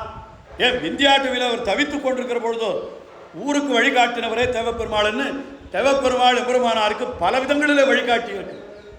அந்தந்த காரணங்களாலே இது 3வது திவிதேசமாக கொள்ளப்படுகிறது என்று நாம் கொள்ளலாம். அப்படிப்பட்ட இந்த தேவப்பெருமாளை பூதத்தாழ்வார் மங்களாசாசனம் பண்ணுகிற பொழுதோ என்னஞ்சமேயான் என் சென்னியான் என்னஞ்சமேயான் என்ன அவர் அருள் செய்தார். என்னஞ்சமேயான் அத்தியூரான் உலகேத்தும் ஆழியான் அத்தியூரான் என்னஞ்சமேயான்னு சொன்னார். அது மட்டும் இல்லை, அந்த அப்படியே ஆழ்வார்களெல்லாம் பின்பற்றுகிறார்கள். இந்த ஒரு விஷயம் இந்த ஊரில் நம்மாழ்வாருக்கு ரொம்ப எல்லாருக்கும் தெரிஞ்ச விஷயம் அது சிறப்பாக சொல்லிட்டு இருக்கு. என்னன்னா, அவர் தொழுது எழு என்மனனே என்று ஆழ்வார் அருள் செய்தபடியினாலே நம்முடைய நெஞ்சிலே இப்படி கையை வைத்து கொண்டு எழுந்தருள் இருக்கிறார் என்று நான் இப்போ சேவிக்கிறோம். நாம் இன்றைக்கும் சேவிக்கிறோம். அந்த நம்மாழ்வாருடைய திருமேனியை சேவித்தா இப்படி தான் எழுந்தருள் இருக்கார். இது ஆச்சரியம் இல்லை. இது ஆச்சரியம் இல்லைன்னு சொல்லலை. இதை விட இன்னொரு ஆச்சரியம் என்னன்னா, சன்னதியில் போய் பூதத்தாழ்வாரை சேவிங்க. இங்கேயே காஞ்சிபுரத்தில் ரொம்ப ஏன்னா உள்ளே போய் யார் ஆழ்வார்கள் மூலவரெல்லாம் சேவிக்கிறார். சேவித்து பார்த்தா பூதத்தாழ்வார் மூலவர் இப்படி எழுது. அப்போ நம்மாழ்வாருக்கு முன்னால் தானே அவர். ஆழ்வார்கள் கிரமத்தில் பார்த்தா பூதத்தாழ்வார் மூலவர் இந்த திவிதேசத்தில் இப்படி நெஞ்சில கை வைத்து கொண்டு தான் எழுந்தொழு இருக்கிறார். என்ன காரணம்னா, இவர் என்மனனேன்னு சொன்னவர், அவர் என்னெஞ்ச மேயான்னு சொன்னவர். அவரை தொழு என்று தன்னுடைய நெஞ்சை பார்த்து ஆழ்வார் சொன்னார். ஆனால் அப்படி சொல்ல வேண்டாதபடிக்கு எப்பொழுதும் என்னுடைய நெஞ்சிலேயே எழுந்தொழு இருக்கிறார் என்று சொன்னபடியினால இவர் என்னெஞ்சமேயான். இங்கே மட்டும் இல்லை, திருக்கடல் மல்லை பூதத்தாழ்வாருடைய அவதார ஸ்தலம். அங்கேயும் பூதத்தாழ்வார் மூலவர் இப்படி தான் போய் சேவித்தால் மூலவர் திருமேனி இப்படி நெஞ்சில் கை வச்சுண்டு அவர் இங்கே எழுந்தருடைய அவதார ஸ்தலம் அவருக்கு காஞ்சிபுரம் அது திருக்கடமல்லையாக இருந்தாலும் அவருடைய திருவுள்ளமெல்லாம் எங்கே இருக்குதுன்னு கேட்டால் இங்கே தான் காஞ்சிபுரத்தில் தான் இருக்குது. அதனால தான் திருமங்கை ஆழ்வார் அவரை மங்களாசாசனம் பண்ணுற பொழுது கூட என்ன பண்ணிட்டார், கச்சி கிடந்தவனூர் கடல்மல்லை தலசயனம்னு சொல்லிட்டார். கடல்மல்லை தலசயனம் எந்த ஊர், யாருடைய ஊர்னா கச்சி கிடந்தவனூர்ன்றார். அதனால் தேவபெருமாள் இடத்துல பூதத்தாழ்வாருக்கு இருக்கிற ஈடுபாடு. இன்றைக்கும் நான் அங்கே போனோமானால் திருக்கடன்மல்லையில் கூட இந்த என்னெஞ்சமேயான் அத்தியூரான் என்ன அருள் செய்ததற்கு சேர அவதார ஸ்தலத்தை கூட பூதத்தாழ்வார் நெஞ்சிலே கை வைத்து கொண்டு அவர் எழுந்தருள் இருக்கிறார். இதை அப்படியே பின்பற்றித்தான் நம்ம ஆழ்வார் என்ன பண்ணினார்னா, சுடரடி தொழுதொழு என்மனனே என்று சொல்லி அவரும் நெஞ்சிலே கை வைத்து கொண்டு எழுந்தருள் இருக்கிறார் என்று நாம் அனுபவிக்கலாம். அது மட்டுமே இல்லை, பூதத்தாழ்வாருடைய அருள் செயலில் இருக்கிற பல விஷயங்கள் அப்படியே மற்றைய ஆழ்வார்களுடைய அருள் செயலிலே பிரதிபலிக்கிறது. அந்த அளவுக்கு மற்றைய ஆழ்வார்களை கூட நாம் எடுத்து சொல்ல முடியும். அதுக்காகத்தான் நான் அவதாரிக்க கொஞ்சம் பெருசாக சொல்லிட்டேன். என்னன்னா, பூதம் சிரஹா என்று நம்ம ஆழ்வாருக்கு சிரசா பூதத்தாழ்வார் சொன்னார்னால், அப்போ பூதத்தாழ்வாருடைய அருள் செயலில் இருக்கிற பல விஷயங்கள் நம்மாழ்வாருடைய அருள் செயலிலே நமக்கு கிடைக்க வேணும். எத்தனை விஷயங்கள் சொல்லலாம், ஒன்றொன்றும் நாம் சொல்லிகிட்டே போனோம்னா அதெல்லாம் அதுதான் உண்மையாக உபன்யாசத்தில் பெரிய விஷயமாக இருந்திருக்க வேணும். ஆனால் நமக்கு மேலே மேலே காரியங்கள் இருக்கிறபடினாலும் கொஞ்சம் நாம் குறைத்துத்தான் சொல்ல வேண்டியிருக்கிறது. முதல்ல ஒரு விஷயம், இந்த பாகவத சேஷத்துவம்னு சொல்கிறோம். அடியவர்களுக்கு ஆட்பட்டிருத்தல். இந்த அடியவர்களுக்கு ஆட்பட்டிருத்தல் என்கிறது ஆழ்வார்கள் பல பேர் அருள் செய்திருக்கிறார்கள். அதில் ஒன்றும் சந்தேகமே இல்லை. அதில் முக்கியமாக நம்முடைய பாகவத சேஷத்துவத்திற்கு யாருடைய பாசுரங்களை எடுப்பான்னா, நம்ம ஆழ்வாருடைய பாசுரம். என்ன காட்டின பயிலஞ்சொடருடைய நெடுமார்க்கடிமை என்று 2 திருவாய்மொழி, 3ஆம் பத்திலே ஒரு திருவாய்மொழி, 8ஆம் பத்திலே ஒரு திருவாய்மொழி, ஆக 2 பதிகங்கள் அவர் பாகவத சேஷத்துவம். அதாவது எம்பெருமானுக்கு ஆட்பட்டிருப்பதை காட்டிலும் எம்பெருமானுடைய அடியவர்களுக்கு ஆட்பட்டிருத்தல் மிக மிக உயர்ந்தது என்று நம்மாழ்வார் அருளி செய்திருக்கிறார் அப்படின்னு சொன்னால் இதை முதலிலே அருளி செய்தவர் நம்மாழ்வாரா அப்படின்னு பார்த்தால் நிச்சயமாக இல்லை. முதல்ல அருளி செய்தவர் ஆறுன்னு பார்த்தால் பூதத்தாழ்வார் தான். பொய்யாழ்வாருடைய பாசுரத்தில் நேரடியாக பாகவத சேஷத்துவத்தை பற்றி ஒன்றும் நமக்கு பாசுரங்கள் அடியன் தேடி பார்த்த வரைக்கும் கிடைக்கல. ஆனால் பூதத்தாழ்வார் என்ன தெரிவிக்கிறார் தெரியுமோ? தோளிரண்டெட்டேழும் முன்னும் முடியனைத்தம் தாளிரண்டும் வீழச் சரந்துறந்தான் தாளிரண்டும் ஆர்தொழுவார் பாதமவை தொழுவதன்றே என் சீர்கழுதோள் செய்யும் சிறப்பு. தோளிரண்டு எட்டேழும் மூன்றும் முடி அனைத்தும் தாளிரண்டும் வீழச் சரந்துறந்தான் என்று இதுவரைக்கும் சொன்னது சக்கரவர்த்தி திருமகனை. அதாவது ராவணனை அழித்தானவன். அதுக்காக சொல்கிறார், ராவணனை அழித்த சக்கரவர்த்தி திருமகன் சொல்லாமல் ராவணனை எப்படி அழித்தான்? தோள் 2 8 7 தோல் மொத்தம் கூட்டு போய் எத்தனை வரும்? தோள் 20 தோல் வரும். 2 8 2 8 10 7 அதுக்கப்புறம் ஒரு 3 சேர்த்துட்டா மொத்தம் எவ்வளோ? 20.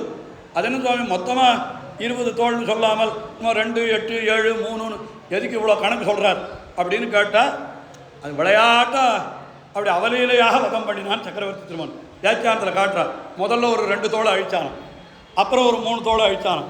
ஒரு விளையாட்டு, குழந்தைகள் விளையாடும் இல்லை. அந்த மாதிரி தோள் 2 8 7 3 அப்படி முதல்ல தோளையெல்லாம் அழித்தான். அதுக்கப்புறம் முடியெல்லாம் இப்படி ராவணனை அழிக்கிற பொழுது அது ஏதோ ஒரு விளையாட்டு மாதிரி பண்ணினான் அனாயாசமாக. என்ன அதுக்காக அப்படி அருளி செய்தார் சொல்கிறார்.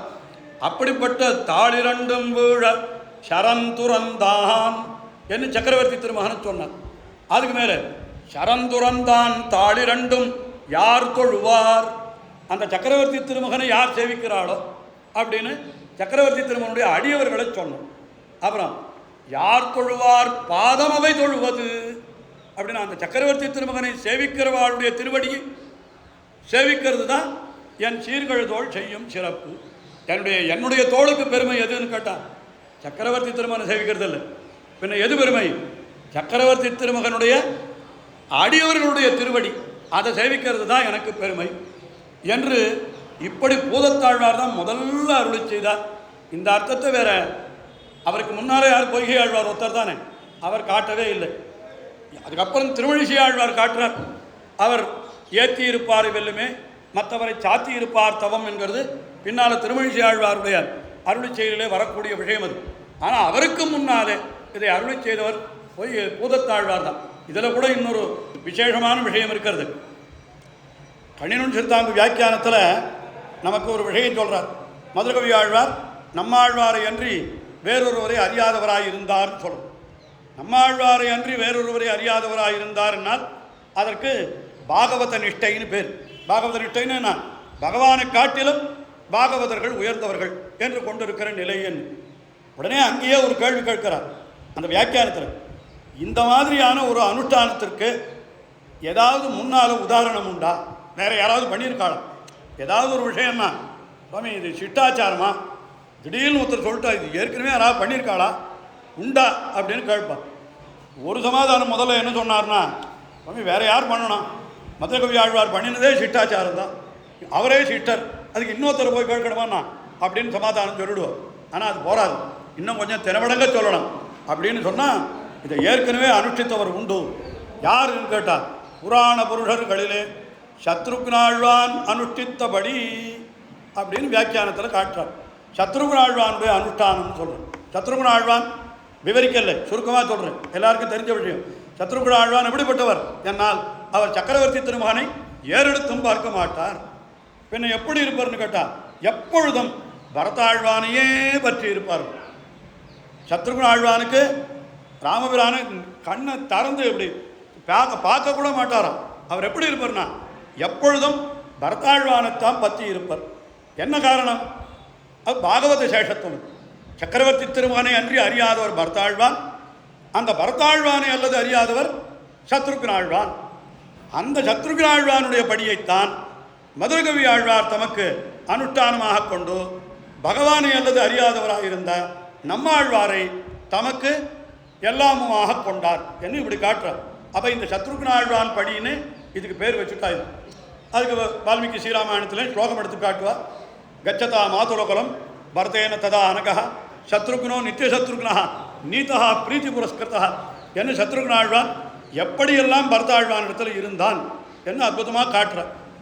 அப்படிப்பட்ட அந்த அனுஷ்டானத்தை தான் இந்த பாசுரத்தில் பூதத்தாழ்வார் காட்டுறாங்க.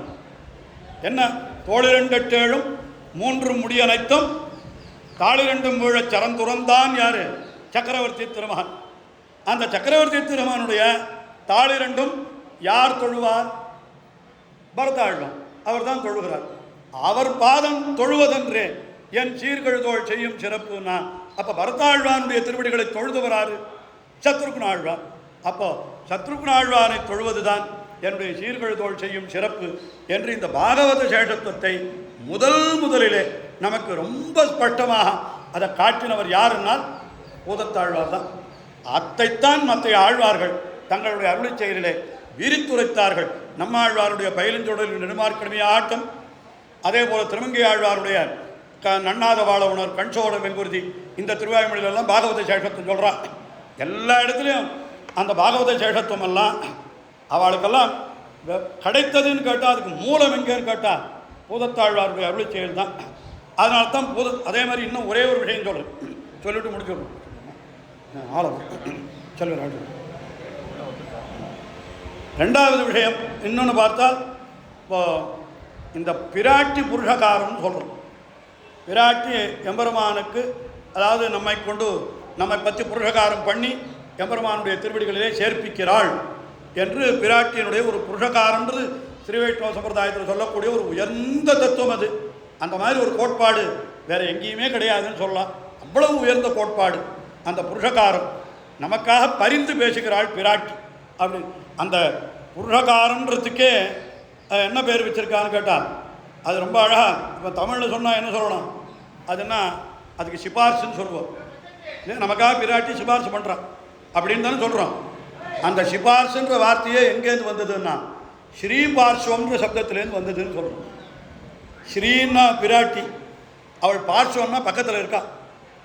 அந்த ஸ்ரீபார்ஸ்வம்ன்றது ஸ்ரீபார்சுன்னு வந்துடுது அப்படின்னு சொல்கிறான். அதனால் சிபார்சுன்ற வார்த்தைக்கும் புருஷகாரன்ற சப்தத்திற்கும் அர்த்தத்தில் ஒன்றும் வித்தியாசமே கிடையாது.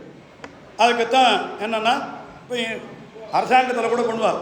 என்ன தெரியுமா? இல்லை ஒரு இல்லை அதாவது பரிந்துரைன்னு பேர் இருக்குது.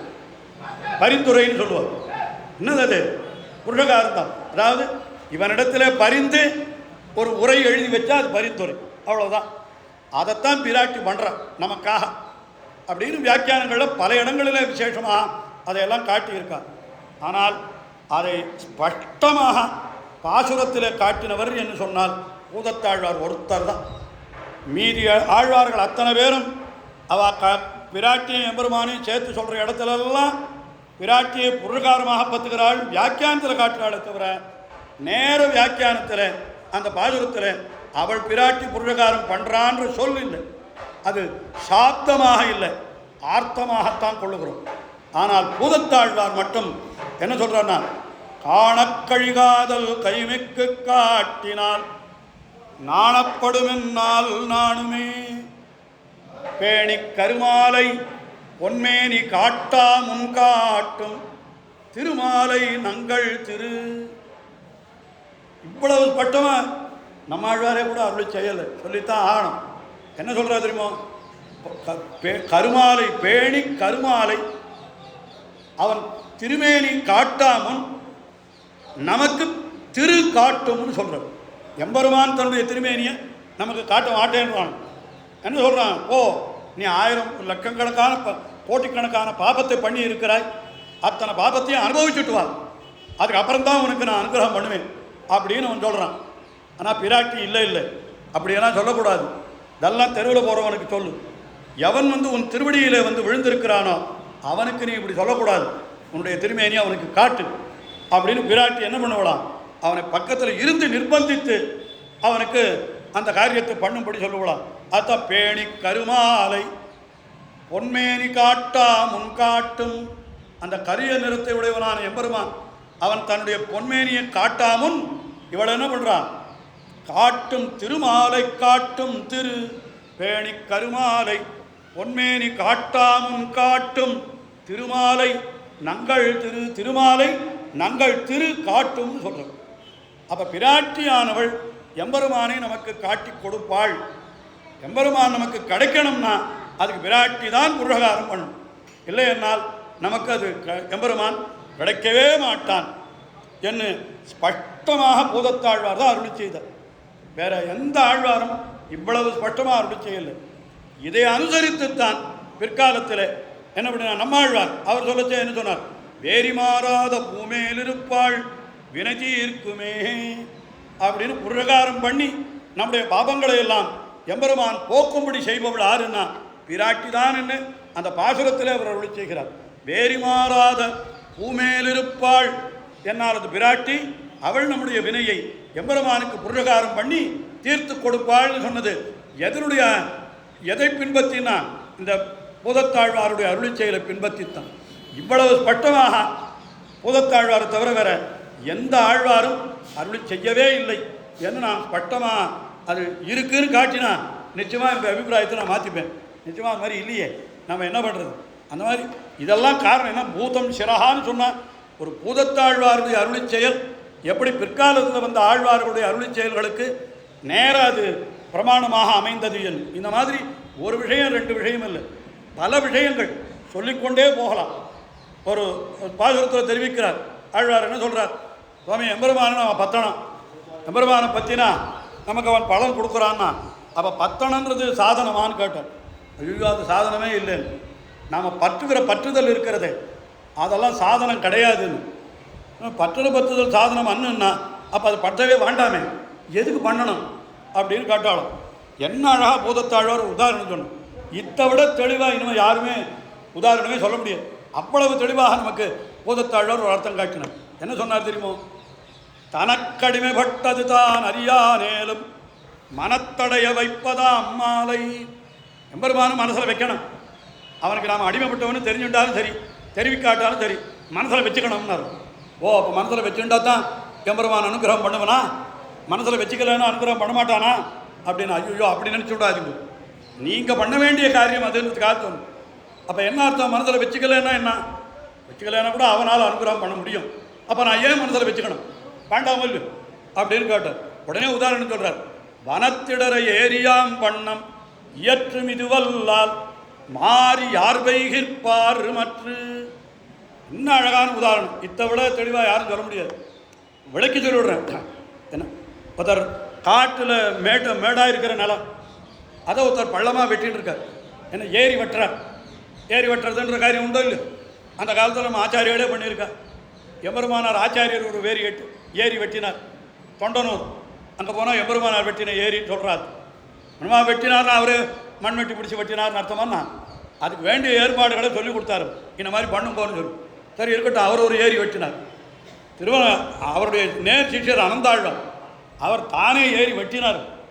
அவர் இன்னொருத்தரை கொடுத்து வெட்ட சொல்லலை. இன்னொருத்தர் வெட்டினா அவரை வெட்டிடு வேணுட்டார். அவர் அனந்தாழ்வான் அப்படிப்பட்டவர்.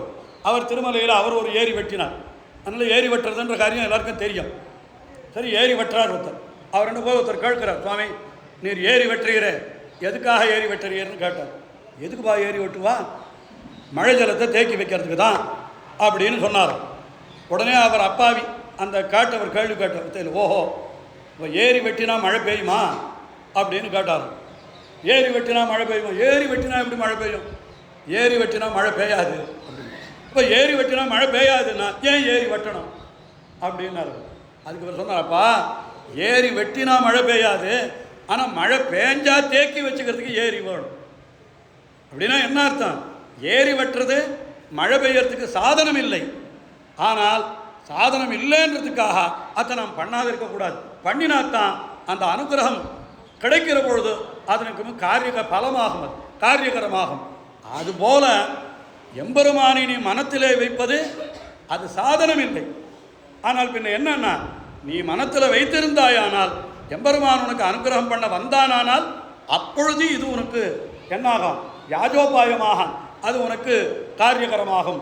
என்று நீ பண்ணக்கூடிய பிரயத்தனங்கள் எதுவும் சாதனம் இல்லை. எம்பெருமானுடைய அனுகிரகம் தான் சாதனம். அதைத்தான் நம்ம ஆழ்வார் ஒரே வார்த்தையில் இந்த அர்த்தத்தை இது பூதத்தாழ்வார் மாத்திரம் காட்டின அர்த்தம் இது. இந்த உதாரணத்தோடு ஏரி வெட்டுவது சாதனம் இல்லை என்றாலும் எப்படி ஏரி வட்டத்தான் வேணுமோ அதுபோல எம்பெருமான மனதில் வைக்கிறது சாதனம் இல்லைன்னாலும் எம்பெருமான மனதில் வைக்கணும். நான் பண்ணுற எந்த காரியமாக இருந்தாலும் சரி, இப்போ கைங்கரியம் பண்ணுறோம், தேங்காய் உடைக்கிறோம், பிரதட்சணம் பண்ணுறோம், அர்ச்சனை பண்ணுறோம், எது வேணா வச்சுக்கோ. எல்லாம் எதுக்குன்னா சாதனம் இல்லை, பலன் கொடுக்குற சாதனம் இல்லை. ஆனால் இதெல்லாம் பண்ணினா எம்பெருமான் நம்ம அனுகிரகம் பண்ணுகிற பொழுது அது நமக்கு தங்குவதற்கு ஒரு காரணமாக அமையும். அவ்வளவுதான். என்ன இந்த சாதனம்னு நினைக்கக்கூடாது, கைங்கரியம்னு நினைக்கணும் அப்படின்னு சொன்னார். அது இது அப்படியே நம்ம ஆழ்வார், என் உணர்வினுள்ளே இருத்தினேன் அதுவும் அவனதின்னருளே.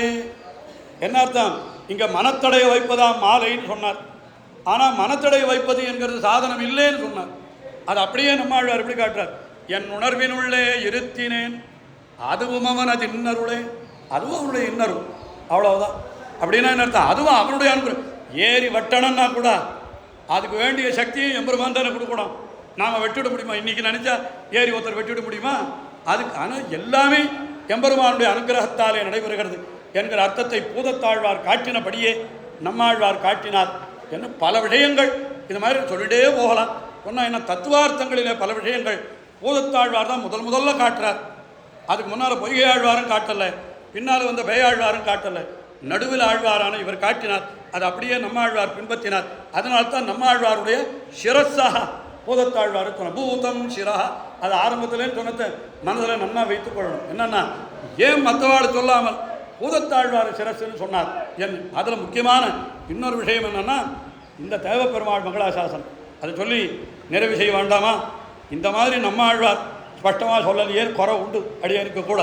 அவர் அத்தியூரான் உலகேத்துமாழியான் அத்தியூரான். நம்மாழ்வார் இதெல்லாம் கூட மறைமுகமாக சொல்கிறார்.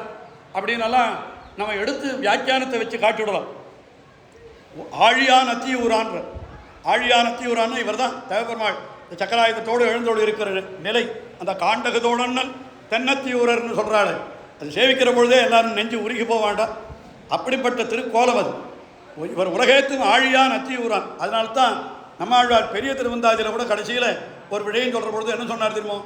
எப்பொழுதும் மற்றவெல்லாம் போத போக்குறது எப்படியானா போகட்டும் சுவாமி, எம்பெருமானுடைய சரித்திரத்தை அனுபவிக்கலைன்னா போது எப்படி போகும்னு கேட்கிறார். அது ரொம்ப விரிச்சு சொல்லணும், அவகாசம் இல்லை.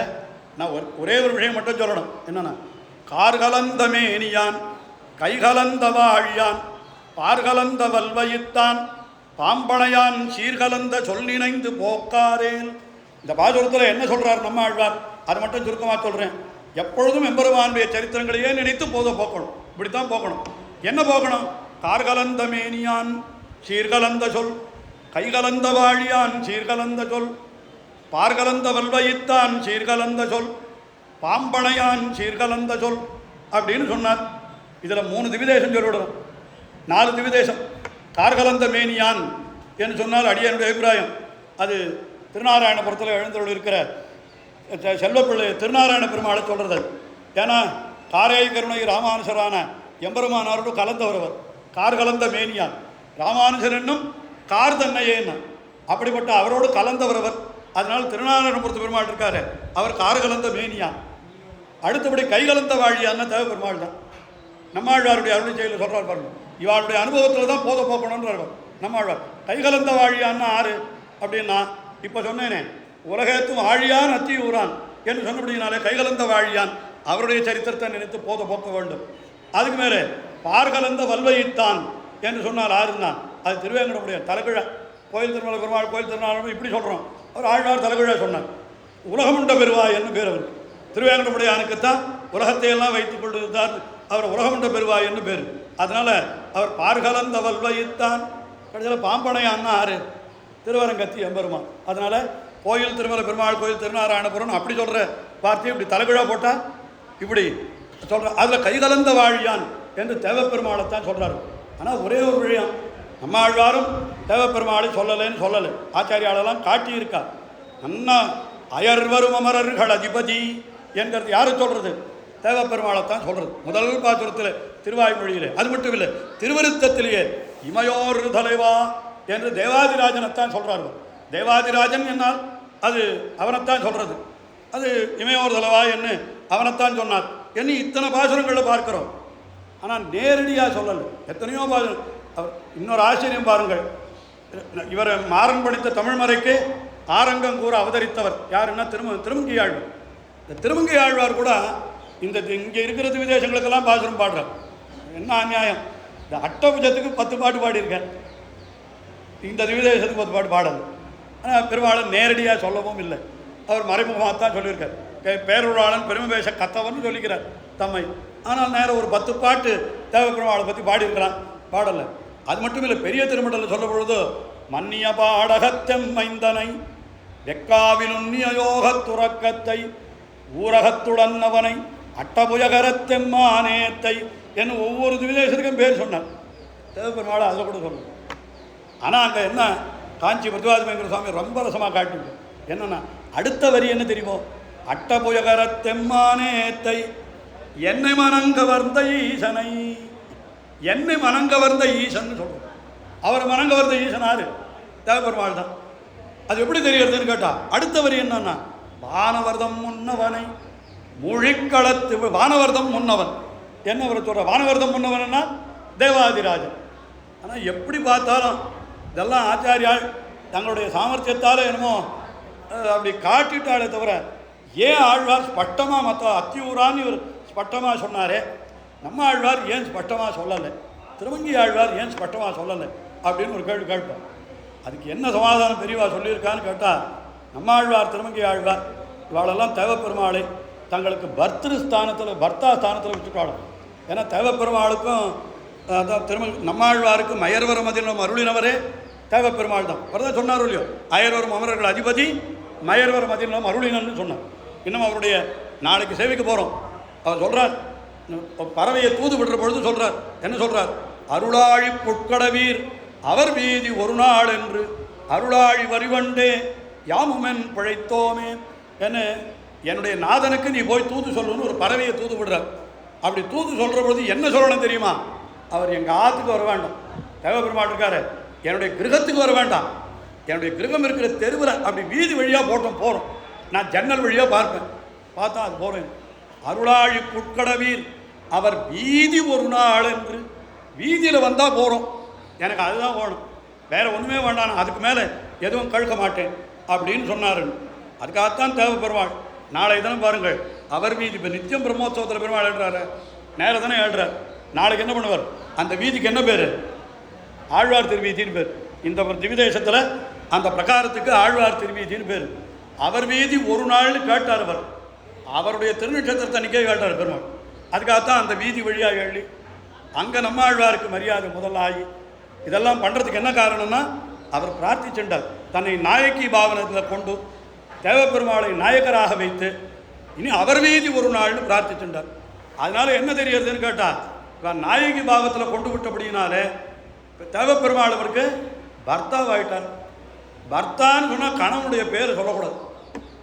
கணவனுடைய பேர் சாதாரணமாக அந்த இதெல்லாம் இந்த காலத்தில் இல்லை, வாடா போடான்னு கூப்பிடுற காலம் இது. பழைய காலத்தில் எப்படின்னு கேட்டால், உங்கள் ஆத்துக்கார் பேர் என்னான்னு கேட்டாக்கா நேரம் சொல்ல மாட்டாளாம். எங்கள் ஆத்துக்கார் பேரா திருமலையில் இருக்காரு அவர் பேர் அப்படின்னு வாழம். திருமலையில் இருக்கிறவர் யார் அப்படின்னா வெங்கடேசனா, இல்லை சீனிவாசனா, ஆமாம், இப்படியெல்லாம். அதாவது பேர் என்னன்னு கேட்டால் பேரை நேரம் சொல்லக்கூடாது, குறிப்பால் தான் காட்டணும். அதனால தான் என்ன பண்ணினார்னா, இவரும் கூட எப்படி காட்டினார் குறிப்பால் என்ன, அயர்வரும் அவர்கள் அதிபதி இமையோர்கள் தலைவன் என்று நேர சொல்லாமல் குறிப்பாலே காட்டினார். இதை அப்படியே அனுசரித்து திருமங்கை ஆழ்வாரும் கூட என்ன காட்டினார்னா, வானவர்தம் முன்னவனை, அதுக்கு அதாவது என்ன மனங்கவர்ந்த ஈசனை வானவர்தம் முன்னவனை என்று காட்டினார் என்று பார்க்கிறோம். இப்படி இத்தனை பேரும் அனுபவிக்கும்படியாக ஆழ்வார்கள் அத்தனை பேருக்கும் இந்த எம்பெருமான் எப்படி இருந்தார்னா, என்னஞ்சமேயான் என்று சொல்லும்படியாக பூதத்தாழ்வாருக்கு மட்டும் அவன் என்னஞ்சமேயான் இல்லை, பூதத்தாழ்வாரை பின்பற்றின அத்தனை பேருக்கும் அவன் நெஞ்சமேயானா இருந்தபடியினாலே தான் அவனுக்கு அந்த தேவப்பெருமாளுக்கே என்னஞ்சமேயான் என்கிறது ஒரு தனிப்பட்ட திருநாமமாக கொள்ளும்படி அமைந்திருக்கிறது என்று அடியேன் விண்ணப்பித்து, ஏதோ இருக்கிற அவகாசத்தில் சில விஷயங்களை அடியேன் விண்ணப்பித்தேன். குற்றம் குறைகள் இருந்தால் செவித்திரோடுமாய் பிரார்த்தித்துக் கொள்கிறேன். இப்படிப்பட்ட ஒரு அற்புதமான வைபவத்தை அந்த பெருமாளுடைய சந்நிதியிலேயே அடியேனுக்கு வருஷாவருஷம் கிடைக்கும்படியாக அதை பாக்கியம் ஏற்படுத்தி கொடுத்த அந்த தேவப்பெருமாளுடைய கிருபைக்கு, ஆழ்வார் ஆச்சாரியர்களுடைய கிருபைக்கு அடியேன் கிருத்தஜ்ஞத்தையை ஆவிஷ்கரிக்கிறேன். ஆனால் அது பல ஆண்டுகள் தொடர்ந்து நடந்தாலும் நடுவில் ஏதோ ஒரு 2-3 வருஷம் விட்டு போயிடுத்து. ஆனால் 2-3 வருஷம் விட்டு போயிடுத்துன்னா அப்புறம் சேர்ந்துவே மாட்டா யாரும். ஆனால் அப்படி இல்லாமல் அப்படி என்னுடைய பரமாத்தரான ஆத்மசமஸ்தகா அவர் நம்முடைய சுதர்சனாச்சார் சுவாமி அவர் என்னை கூப்பிட்டு நீர் என்னைக்கு வரீர், எப்போ வச்சுக்கணும், கண்டிப்பாக நீர் சொல்லணும்னு அடியை நியமித்தார். அப்படிப்பட்ட அவருடைய கிருபைக்கு அடியேன் கிருத்தஜ்ஞத்தை ஆவிஷ்கரித்து அடியேன் அமைகிறேன். அஸ்து ஸ்ரீஸ்தன கஸ்தூரி வாசனா வாசிதோ ரதே ஸ்ரீ ஹஸ்திகிரிநாதாய தேவராஜாய மங்களம் மனோஜபரயோகீந்திர மானசாம் போஜபானவே யதுசைல நிவாசாய யதிராஜாய மங்களம் ஸ்ரீமதே ரம்யஜாமாதிருமுனீந்திராய மகாத்மனே ஸ்ரீரங்கவாசினே பூயாத் நித்யஸ்ரீர்நித்யமங்கலம் ஸ்ரீமத் சுந்தரஜாமாதிருமுனிபாதாப்ஜவாசினே அண்ணங்கடாரியவர்யாய நித்யஸ்ரீர்நித்யமங்கலம்.